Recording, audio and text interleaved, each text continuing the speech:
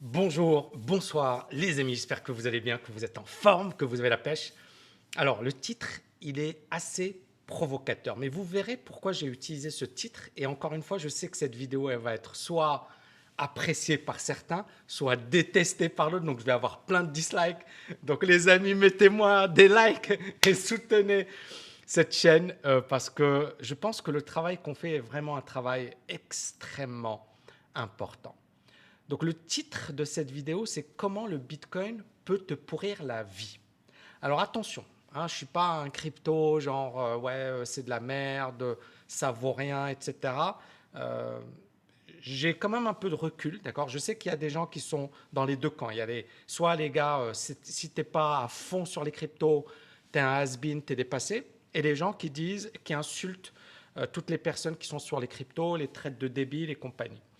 Et moi, pour moi, il y a juste cette notion de risque qu'il faut prendre en compte et cette notion de avoir une attitude d'investisseur, pas de spéculateur, mais genre spéculateur, genre le joueur de PMU, quoi, le gars qui n'a pas de recul, qui ne sait pas où il va, qui ne sait pas où il met les pieds et qui est comme un mouton à suivre les autres. Donc mon but, c'est de vous amener de la hauteur par rapport à ce petit monde des cryptos. Donc premièrement, on va voir ensemble pourquoi c'est un marché qui est extrêmement dangereux, même pour les débutants. Deuxièmement, je vais même pour les débutants et les professionnels, et même pour les professionnels. Deuxièmement, on va revenir sur un article. C'est une étude qui a été faite sur des gens qui tradent les cryptos et qui montre que les gens qui tradent les cryptos sont malheureux, bizarre, très bizarre. Troisièmement, les conseils concrets que je peux vous donner pour éviter justement ce stress et cette angoisse permanente. Et enfin, quatrièmement, je pense que vous l'avez vu, hein, le Bitcoin a repris à la hausse. Il y a une nouvelle. Qu'est-ce qu'il faut faire aujourd'hui et pourquoi le Bitcoin a connu cette hausse fulgurante? Alors, premièrement, le Bitcoin, c'est un marché dangereux pour les débutants et même pour les professionnels. Ici, un article de Business Insider qui montre la chose suivante. La plupart des investisseurs professionnels sont incapables de battre le marché. Pourtant, ces gens-là, sur 15 ans, on parle de 90% des gérants professionnels qui sont diplômés des meilleures écoles, de Harvard, de Yale, de Wharton, de HEC, de Polytechnique. D'accord? Donc les meilleurs des meilleurs des meilleurs, eh ben, ces gens-là, ils sont incapables de faire mieux que le marché. Alors vous allez me dire, ok, Tammy, mais c'est sympa ce que tu dis, mais pourquoi ces gens-là, ils gagnent de l'argent? Pourquoi? Qu'est-ce qui se passe? C'est-à-dire, ils sont mauvais, d'accord? Ils sont mauvais, et pourtant, tous les ans, on va leur remettre des frais de gestion, tous les ans, on va leur mettre des frais de performance. Pourquoi ces gens-là continuent? Bah, tout simplement parce qu'il y a un gros problème d'éducation. C'est-à-dire qu'aujourd'hui, on a constaté que beaucoup de gens faisaient confiance à leurs banquiers, à leurs conseillers financiers, etc., tout simplement parce qu'ils n'avaient pas l'éducation financière nécessaire. Et justement, ils se disent, bah, je vais faire confiance à ce gestionnaire. Mais ils oublient, encore une fois, les chiffres, et les chiffres ne mentent pas. 90% des gérants sont incapables de battre le marché. Pire, ici, c'est un article de CNBC.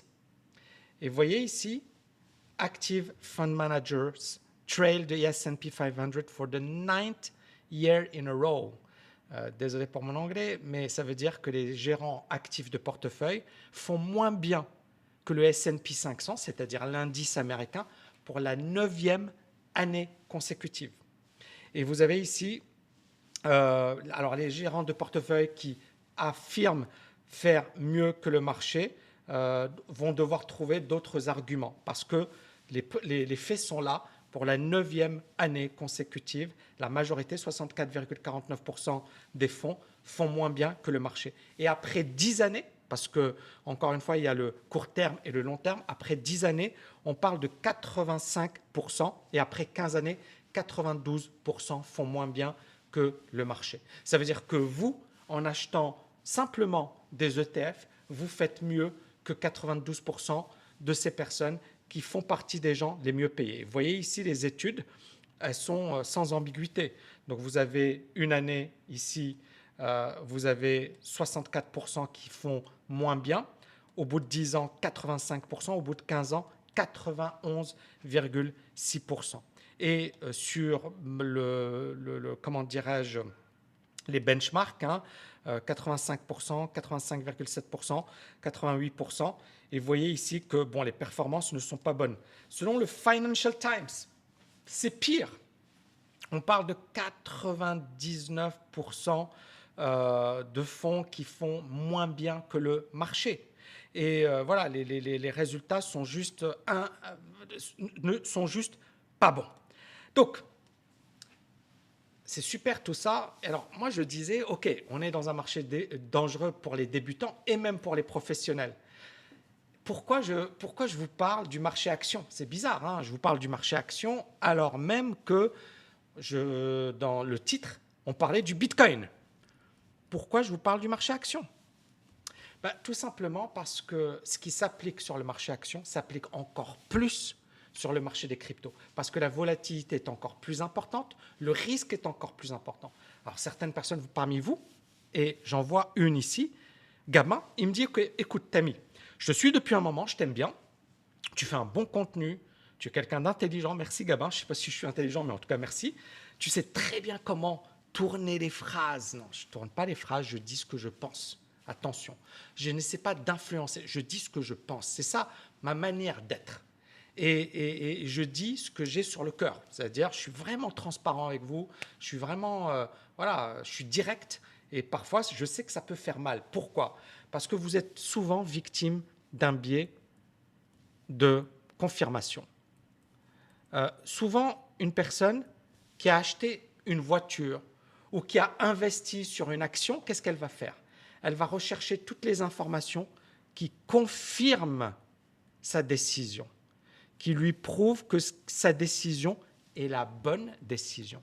Et moi, ce que je suis en train de faire, c'est de casser ce biais de confirmation, c'est de te dire, attention, il y a également tel élément, tel élément, tel élément. Ça ne veut pas dire que je ne suis pas d'accord avec toi. Ça veut dire que pour moi, il faut prendre en compte toutes les dimensions avant de prendre ta décision. D'accord? Et ne pas te baser sur une seule dimension, croiser les doigts, prier et attendre. Non, ça s'appelle un joueur de PMU. D'accord? Quelqu'un qui est un vrai investisseur, bien sûr, il y a le paramètre, je suis sur un bon truc, ça explose, tant mieux, mais il prend en compte les autres paramètres. C'est un bon investisseur.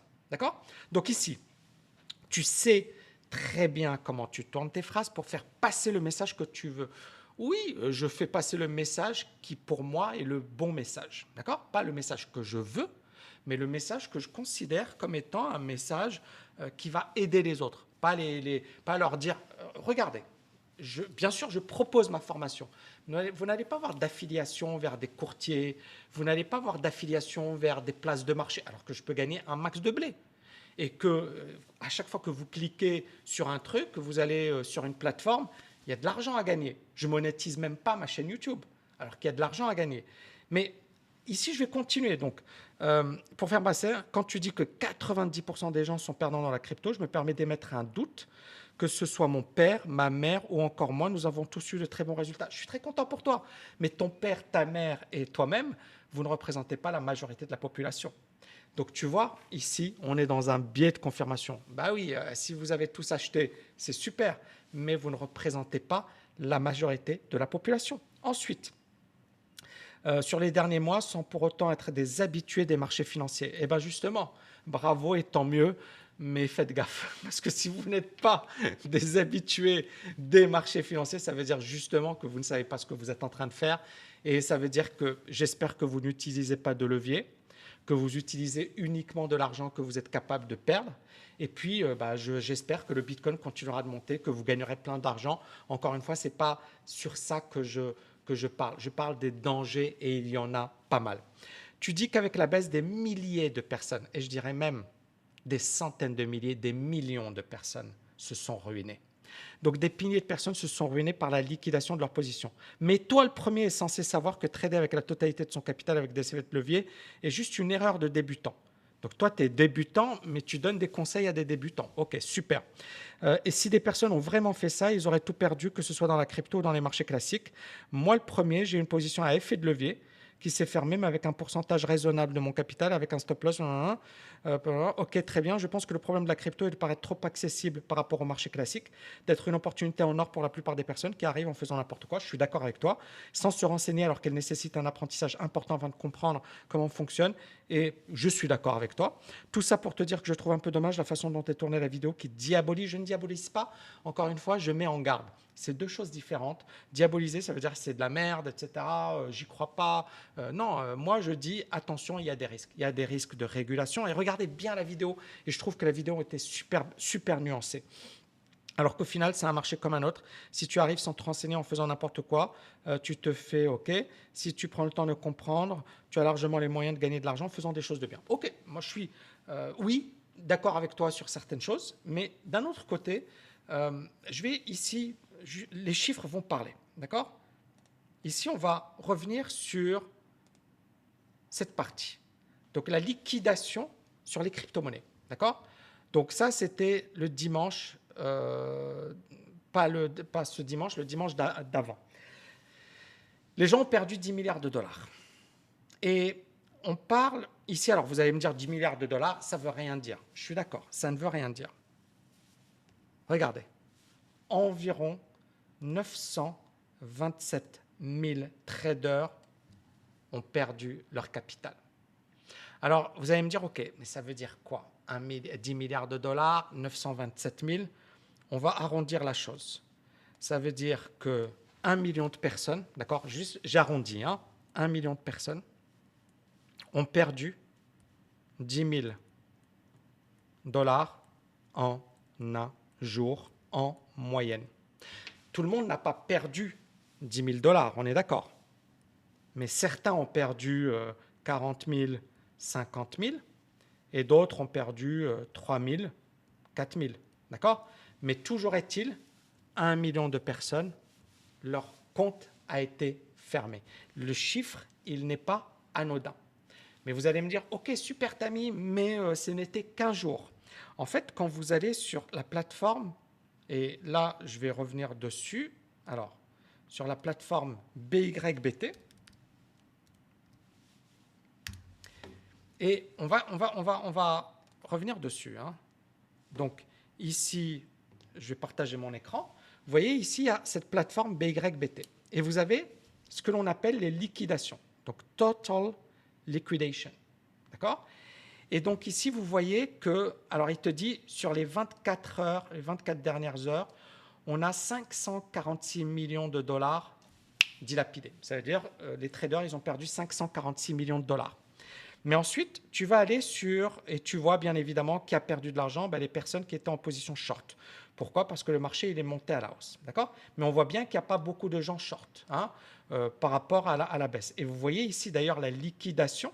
Donc ici, ce que je vais faire, c'est que je vais, attendez 2 secondes, actualiser. Et je vais juste, vraiment, encore une fois, vous voyez, c'est carré ce que je vous dis. Très bien. Donc ici, vous voyez, on a les liquidations depuis le 27 janvier. Et donc tous les jours, vous voyez que par exemple là, il y a au total 854 millions à la vente, 600 millions de dollars à l'achat de liquidés. Donc les gens qui ont perdu l'intégralité de leur capital.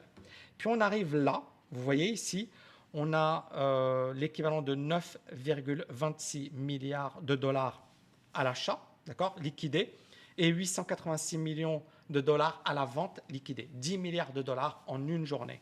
Ici, plus récemment, on a l'équivalent de 3,4 et donc 4 milliards de dollars liquidés en une journée. Ça veut dire qu'on ne sait pas combien de personnes ici, mais on voit bien qu'il y a des grosses journées où c'est un peu l'hécatombe. Ici également 4 milliards de dollars, mais on voit tous les jours, il y a des centaines de milliers. Par exemple, vous voyez ici combien ils disent? Ils disent 100 000 traders liquidés sur les 24 dernières heures. Tous les jours, tu as des dizaines de milliers ou des centaines de milliers de personnes qui se ruinent sur les cryptos. C'est juste un truc de dingue. Et alors c'était quel jour? Le 17 avril, on a eu quasiment 1 million de personnes liquidées ce jour-là, d'accord? Qui ont tout perdu. Qui ont perdu, encore une fois, quand je dis tout perdu, perdu tous leurs investissements. Le capital investi a été fermé parce que, justement, ils n'avaient pas assez d'argent.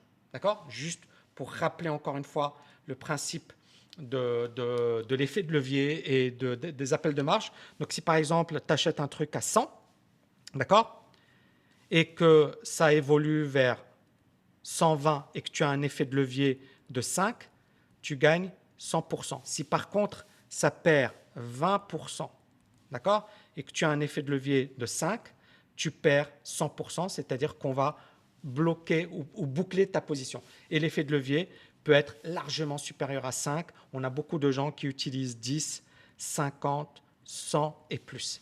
Alors, bien sûr, ces gens-là, ils ont fait une erreur. Ces personnes ne se sont pas formées. Ces personnes ne savent pas ce que sont les cryptos. Je suis totalement d'accord. Mais on voit bien le drame humain que ça cause. On voit bien que tous les jours, il y a des dizaines, des centaines de milliers de personnes qui perdent l'intégralité de leur capital. Ce sont des statistiques officielles. C'est pas moi, c'est pas mon imagination, c'est pas ouais, c'est sympa ce que je vous dis, c'est une réalité. Et donc j'en arrive à deuxièmement, pourquoi les gens qui tradent sont malheureux. Ici, vous avez un article de Bloomberg. Il y a une étude qui a été faite sur les gens qui tradent sur les cryptos. Et on a vu, voilà, il y a plein de points négatifs avec les cryptos. Premièrement, vous avez la volatilité, donc ça monte, ça baisse, on ne comprend pas ce qui se passe. Deuxièmement, les hacks. Et vous voyez ici, on va revenir dessus. Ici, vous avez le patron de la plateforme de crypto-monnaie turque, Todex, qui s'est volatilisé avec 2 milliards de dollars. Le mec, il est parti avec la valise. Et il y a des centaines de milliers. Alors, ça me fait rire, ça ne devrait pas me faire rire, mais c'est juste pour vous dire. Il y a des centaines de milliers de personnes sur la paille. Une enquête a été ouverte. Mais le mec, il est parti dans la nature avec 2 milliards de dollars. Et donc, c'est sur les cryptos où tu as toujours des histoires comme ça. Alors, bien sûr, vous allez me dire, ouais, mais Tammy, tu diabolises. Je ne diabolise pas.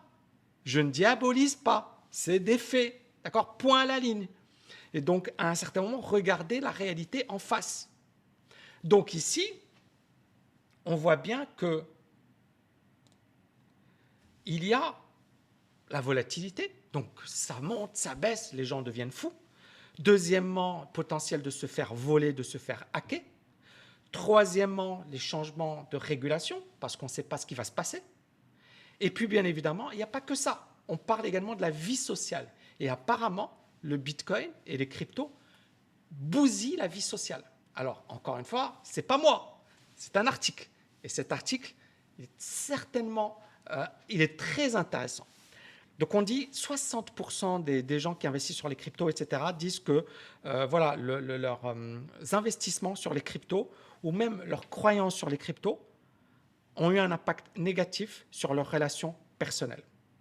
Et il y a une corrélation directe entre le pourcentage d'une personne investie dans les cryptos et ses relations et la manière dont cet investissement va impacter ses relations. Et on va aller plus bas parce que là, c'est vraiment, vraiment intéressant. Donc, dans la recherche, on a vu la chose suivante. Si tu investis 10% au moins sur les cryptos, 25% des gens qui ont investi 10% ou moins ont vu leurs relations être affectées négativement. Par contre, ça monte à 73% quand tu investis 10 à 25% de ta richesse sur les cryptos. Ça monte à 94% pour ceux qui ont investi 50 à 75% de leur richesse. Et ça atteint 100% pour ceux qui ont investi 75% de leur richesse. Ça veut dire que les cryptos affectent négativement vos relations. Alors, est-ce que ça veut dire que je diabolise les cryptos, que c'est pas bien, qu'il ne faut pas investir? Non. Ça veut dire quoi, ce que je suis en train de vous dire? C'est tout simplement de la psychologie. C'est-à-dire que l'être humain n'est pas préparé à vivre cette volatilité. D'accord? Ça monte, ça baisse, et tu es là tous les jours, tu surveilles, qu'est-ce qui se passe? Pourquoi ça monte? Pourquoi ça baisse? Qu'est-ce qui va se passer? et puis il y a une nouvelle positive, puis il y a une nouvelle négative, et puis tu as le bruit, et les gens deviennent fous. Ils deviennent fous, ils deviennent crazy.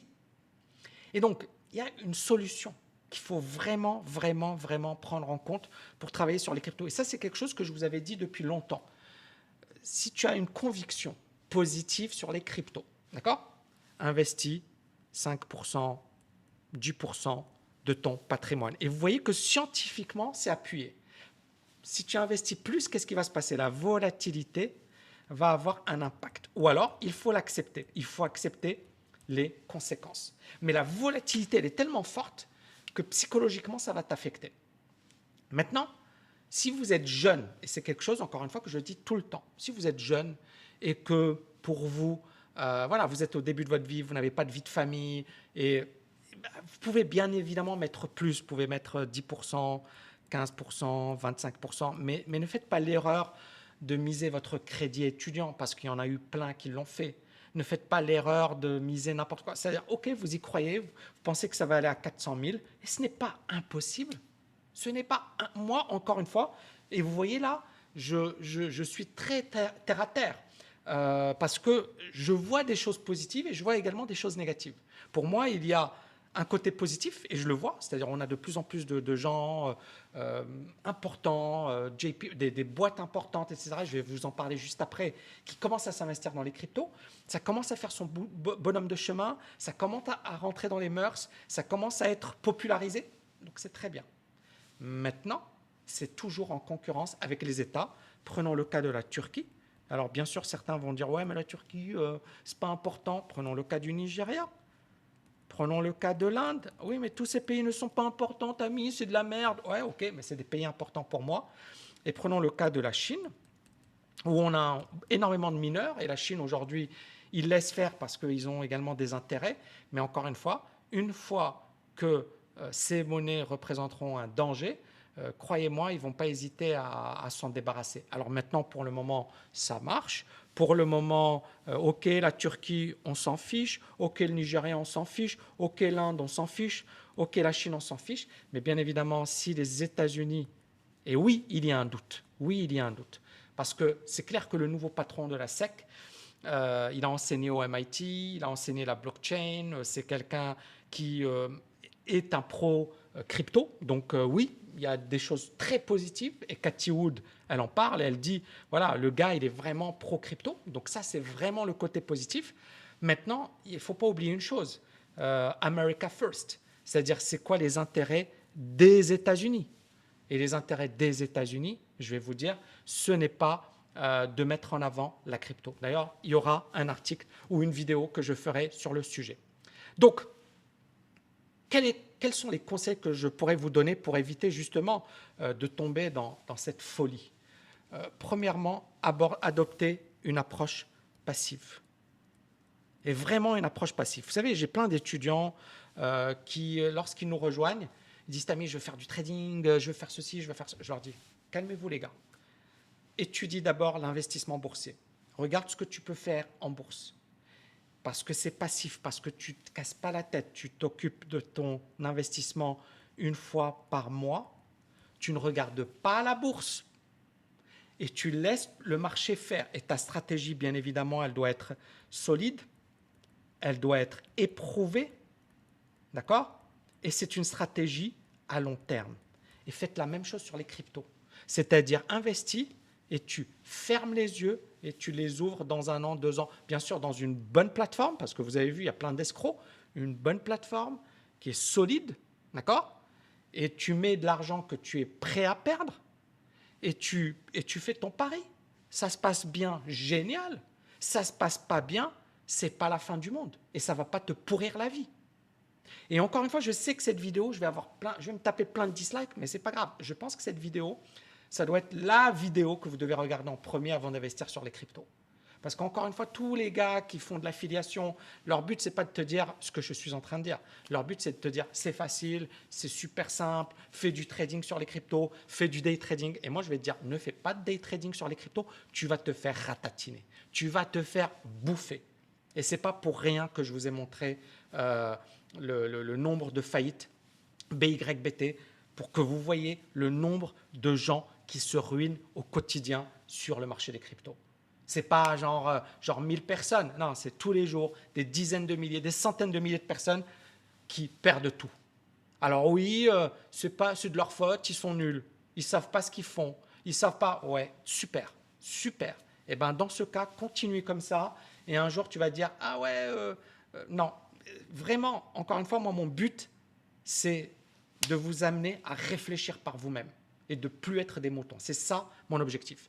Donc, une approche passive, une approche sur laquelle tu as confiance, une approche que tu maîtrises. Et le trading, il faut le réserver à des situations vraiment explosives, c'est-à-dire des situations où tu te dis « Waouh, ça vaut vraiment le coup ». Et il faut avoir les connaissances.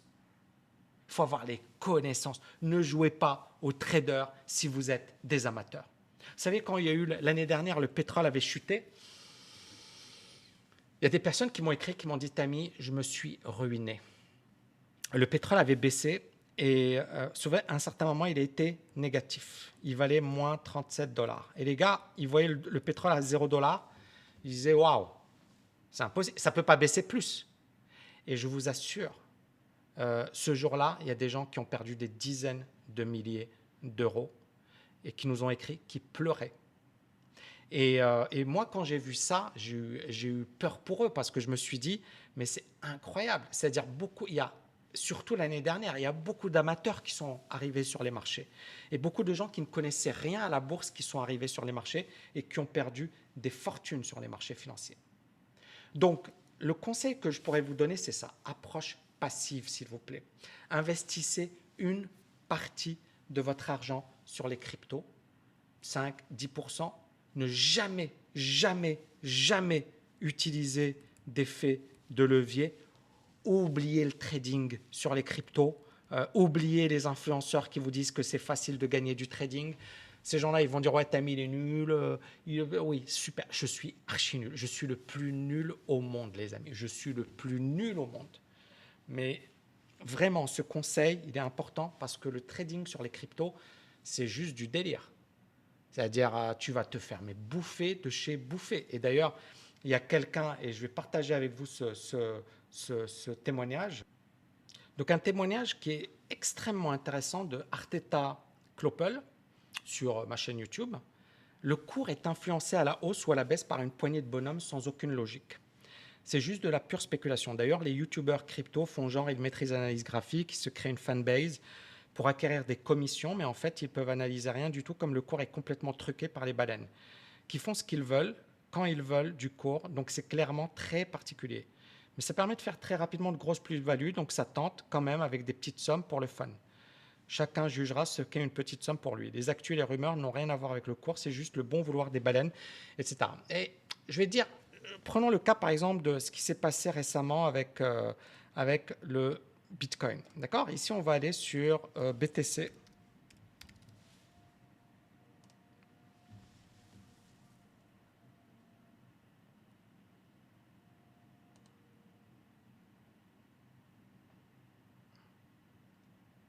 OK, donc je suis en train de partager l'écran. Et on va voir ici, on va prendre un graphique en 1 heure. D'accord? Vous voyez ici donc le Bitcoin qui baisse, qui chute, qui se reprend, qui chute. Et puis là, alors 22 heures à heure de Dubaï le 25 avril, donc dimanche, 8 heures du soir. Et on voit le Bitcoin commence à s'exciter, quoi. Il est minuit à Dubaï, il est 1 heure du matin, et ça commence à s'exciter. D'accord? Et c'est assez intéressant parce que finalement, qui va trader là la nuit? Et pour quelle news? Et la news, on la sait. Hein, c'est ça, c'est alors JP Morgan qui va permettre aux clients d'investir sur le Bitcoin pour la première fois.